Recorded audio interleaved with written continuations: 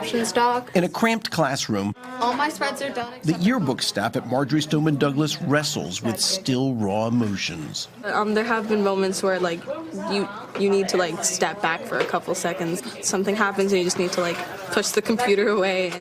It's not easy for anyone, much less teenagers, to memorialize in a keepsake like a yearbook 17 individuals, friends murdered on campus, victims of gun violence.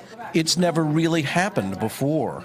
Columbine, it was too late in the year. Sandy Hook was elementary students. Virginia Tech, I mean, it's a college, it doesn't really have a yearbook. The horror there on Valentine's Day began with so much love, documented by the yearbook staff. Photos of the love that morning will be in the yearbook, as will photos Kira Parrow took earlier in the year of those who died. Like Nicholas Dworet, Kira's friend since 7th grade. You know, like he looks so happy in that picture, and even after the fact, his family reached out to me and they said thank you so much for that photo. Like it's brought so much light to their family. I broke down crying when I read that message from his dad. I'm just fixing this mod.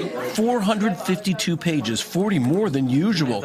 But students and their advisors say they will not let the carnage define so many of their school's bright spots. We want to honor those we lost, but we're all survivors, so we need to tell the survivor story too. Is there anybody that will not be mentioned in this yearbook? We will not be mentioning the shooter. It's just not even a question. It's a firm no.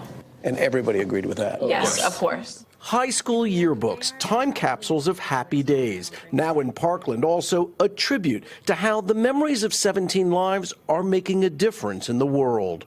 Kerry Sanders, NBC News, Parkland, Florida. Hey, NBC News fans, thanks for checking out our YouTube channel. Subscribe by clicking on that button down here and click on any of the videos over here to watch the latest interviews, show highlights, and digital exclusives. Thanks for watching.